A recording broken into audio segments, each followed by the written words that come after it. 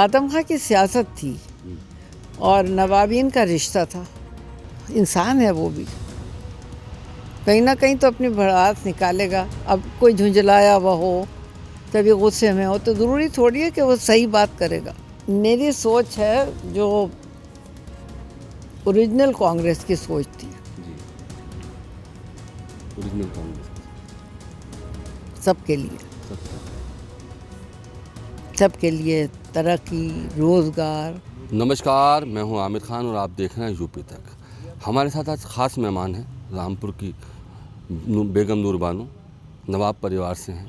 उनसे जानेंगे रियासत कालीन के पुराने किस्से और सियासत के पुराने किस्से, कैसे सियासत रामपुर की शुरू हुई, आज जो हालात हैं उन हालातों पर भी उनसे बात करेंगे। बेगम साहब, शुक्रिया बहुत बहुत हमारे साथ जुड़ने के लिए। जी फरमाइए, बहुत अच्छा हुआ आप आ गए बात करने के लिए। क्या कहेंगे आप, कैसे रामपुर की रियासत थी और क्या पुराने थी?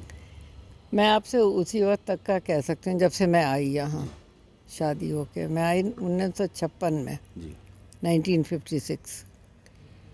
तो उस वक्त मेरे ख्याल से कुछ ही साल गुजरे थे मर्जर को, स्टेट की 7-8 साल गुजरे होंगे या इस तरह से कुछ। तो जो कुछ मैंने उस वक्त देखा वो ख़त्म नहीं हुआ था, रियासत का सब कुछ ख़त्म नहीं हुआ था।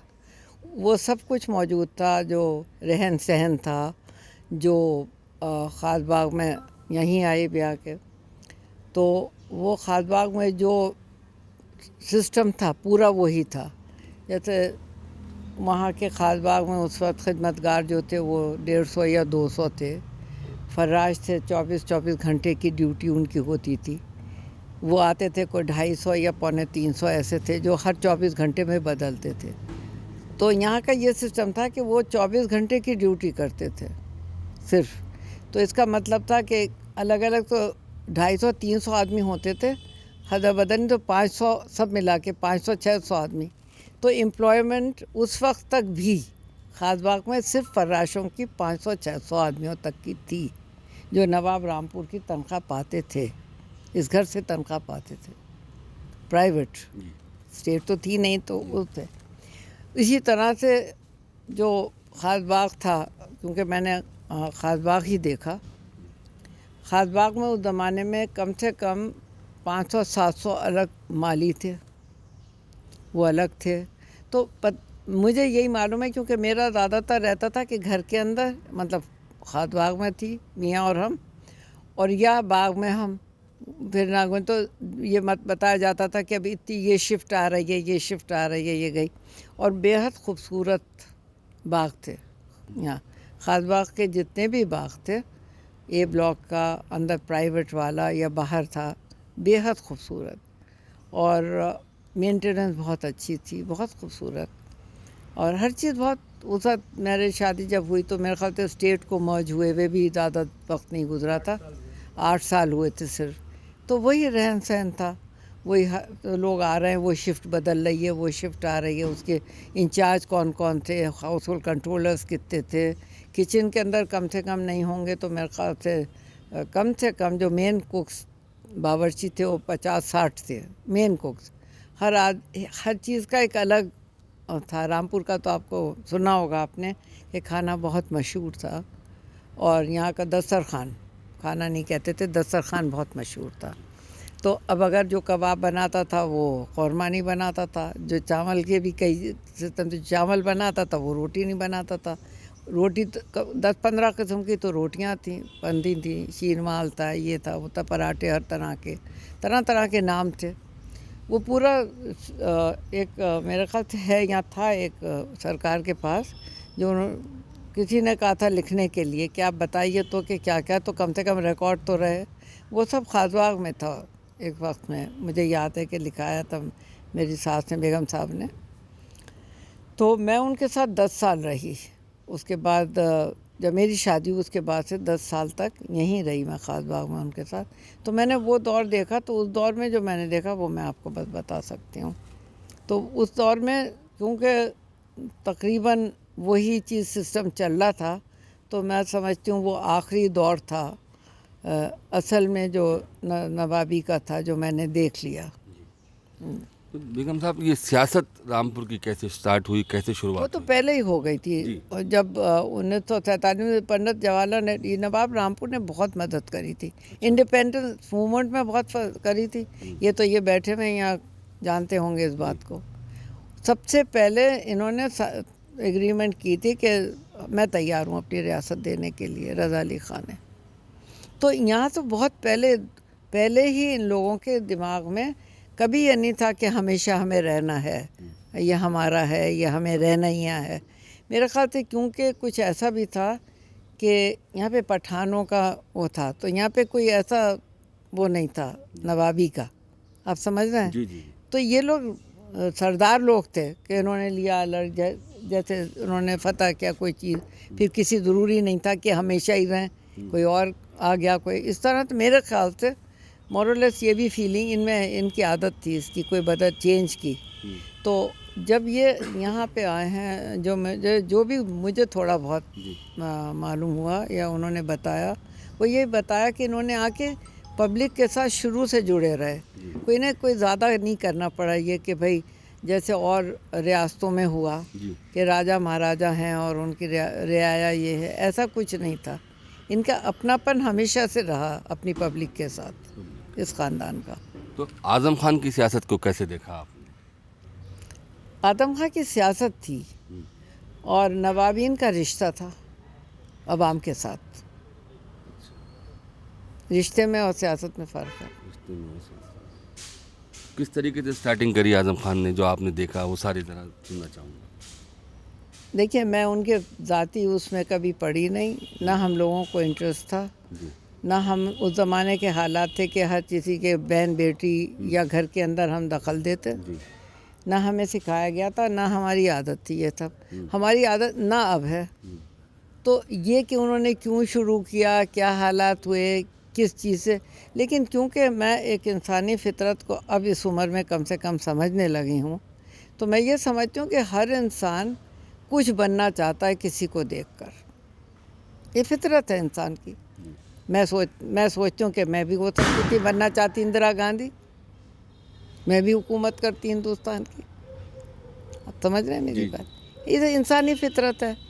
एक आदमी ने देखा कि इतना ज़्यादा इस ख़ानदान को और ख़ास तौर से नवाबीन को इतना यहाँ की आवाम चाहती है, इतना उनको इज़्ज़त देती है, उनको हो सकता है उन्हें भी लगा हो और लगता ही हो, शायद बहुतों को लगा होगा कि भाई काश हमें भी ऐसा होता। कुछ ने कहा होगा कि नहीं भाई अब इन्होंने इतना किया, किसी ने कहा होगा मैं करके देखूं कि शायद मैं भी हो जाऊं। ये उसमें का एक हो सकता है ये रीज़न।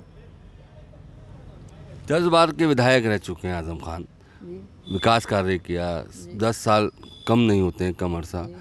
10 साल की विधायकी भी है आज़म खान की, 10 बार की, सॉरी।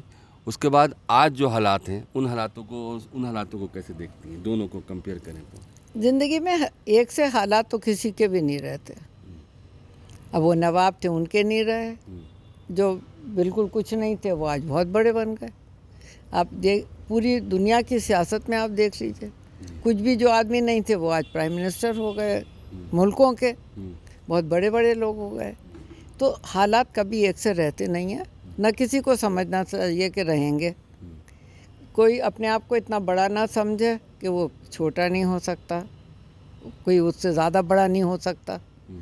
कोई इतना छोटा ना समझे अपने आप को कि वो कभी किसी के मुकाबला नहीं कर सकता इतने बड़े होने का। हालात बदलते हैं, अपने आप क्या काम करता है आदमी, किस तरीके से चलता है तो उस तरीके से चलता है। किन हालात में कुछ सियासत होती है, कभी बिज़नेस होती है, कभी और तरह के वो हैं ज़िंदगी के जो मौके आते हैं जिसमें इंसान किसी और से ज़्यादा बड़ा हो सकता है। इस बार मंचों पर आज़म खान बड़े जनता के बीच बड़े भावुक भी हुए और विवादित बयान भी दिए महिलाओं को लेके, आपने भी सुने होंगे, अखबार में पढ़ा होगा, तो क्या उस पर कहेंगे? देखिए, कहीं तो आदमी अपनी भड़ास निकालेगा ही, और इंसान है वो भी, कहीं ना कहीं तो अपनी भड़ास निकालेगा। अब कोई झुंझलाया हुआ हो, कभी गुस्से में हो, तो ज़रूरी थोड़ी है कि वो सही बात करेगा, वो भी इंसान है।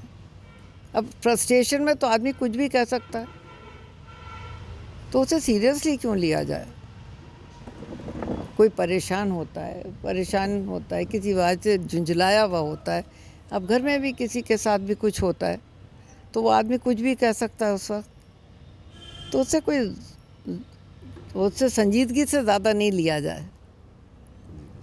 उसकी भी अपनी परेशानियां हैं, उसकी सब उलझनें हैं उसकी ज़िंदगी में भी। उसकी ज़िंदगी में जो उलझन है अल्लाह उसको सुलझाए। तो इसलिए किसी को, हम लोगों में किसी को इस चीज़ का वो नहीं है। मैं जानती हूँ इस चीज़ को। आप तो ऐसा कह रही हैं, लेकिन आज़म खान तो हमेशा नवाबों के पीछे पड़े रहे। देखिए, अपना अपना मिजाज है। अब अगर उसको इससे सुकून मिलता है, तस्कीन मिलती है, दिमाग को सुकून मिलता है, उसको अपने आप से में कुछ ताकत महसूस करता है, तो क्या हर्ज है? कोई हर्ज नहीं। अच्छा बेगम साहब, इस बार देखने को मिला है रामपुर के अंदर मुसलमान बड़ी तादाद में भारतीय जनता पार्टी के साथ आए हैं। इसको आप किस नज़र से देख रही हैं? देखिए, कुछ लोग जो हैं, आज के जो हालात चल रहे हैं, हर आदमी में शायद इतनी अपनी अपना मिजाज है। सोच, हर आदमी परेशान अपने लिए होगा, अपने उसके घर में बेटियां बहुएं हैं, औरतें हैं, बच्चे हैं, ज़िंदगी है, मुश्किल से आज के दिन ज़िंदगी हर आदमी गुजार रहा है। और फ्यूचर का, अपने जो मुस्तकबिल का है, उसको पता नहीं है क्या होगा। हालात बिल्कुल बहुत से लोगों के लिए, अक्सरियत में ये है कि लोगों को अभी पता नहीं कि किस तरीके से ज़िंदगी गुजरेगी आने वाले दिनों में। हम भी नहीं कह सकते, मैं भी नहीं बता सकती आज आपको कि बदलाव जो आएंगे किस तरीके के आएंगे आने वाले दिन में। तो जब सब पूरे हिंदुस्तान में ही बदलाव आ रहे हैं तो सिर्फ रामपुर ही थोड़ी है, हर जगह बदलाव आ रहा है। सरकारें बदलती हैं, बदलाव आते हैं, लोग बदलते हैं, बदलाव आते हैं, घर के भी जो बड़े हैं वो बदलते हैं तो बदलाव आते हैं। तो ज़िंदगी बदलाव की है। अब किस तरीके की है, हम दुआ कर सकते हैं कि अल्लाह बेहतरी करे सबके लिए। और अगर हम सोच हमारी ये है और हम सब सोच मिल के करते हैं, ये सोचते हैं और दुआ करते हैं कि खुदा करे कि भाई अच्छा हो, बेहतरी हो। क्योंकि बदलाव तो जब भी आया जब हिंदुस्तान आज़ाद हुआ, जब आज़ादी मिली तो भी बदलाव था, लेकिन वो बेहतरी की तरफ था। आपको आज़ादी मिली, आपकी तरक्की करी, आपके यहाँ तालीम ज़्यादा हुई, आपके यहाँ बहुत कुछ मिला आपको हिंदुस्तान में। अब जो बदलाव है वो क्या होगा आगे आने वाले दिन में, हम तो उसके लिए सिर्फ कह सकते हैं, दुआ कर सकते हैं। और जो नहीं कुछ कर सकते, जो सियासत में हैं, हम उनसे उम्मीद रखते हैं कि इतना आगे बढ़ के हिंदुस्तान के पीछे नहीं आए। तो कल चुनाव का परिणाम आने वाला है, तो आपकी नज़र में कौन जीत रहा है, भारतीय जनता पार्टी या समाजवादी पार्टी? आपको किसका पल्ला भारी नज़र आ रहा है? मैं नहीं जानती किसी को, मैं नहीं कुछ कह सकती इस बारे में, क्योंकि मेरी जो सोच है वो बिल्कुल अलग है, दोनों से अलग है। परिवर्तन के साथ तो हैं, बदलाव के साथ? मेरी सोच है जो ओरिजिनल कांग्रेस की सोच थी। जी, ओरिजिनल कांग्रेस सबके लिए, सबके। सबके लिए तरक्की, रोज़गार, भाईचारा, आपस में मेल जोल। मैं पुरानी आदमी हूँ। काजिम अली खान तो भारतीय जनता पार्टी को सपोर्ट कर रहे हैं, कांग्रेस ने उन्हें निकाल भी दिया, इस पर क्या कहेंगे? आजकल की सियासत में ज़ातियात बहुत आ गई हैं। मेरे ज़माने में नहीं था, मियाँ के ज़माने में, मेरे ज़माने में नहीं था, तो ये ज़ातियात नहीं थी। सियासत जो है वो आवाम के लिए है, बेहतरी के लिए है, डेवलपमेंट के लिए है।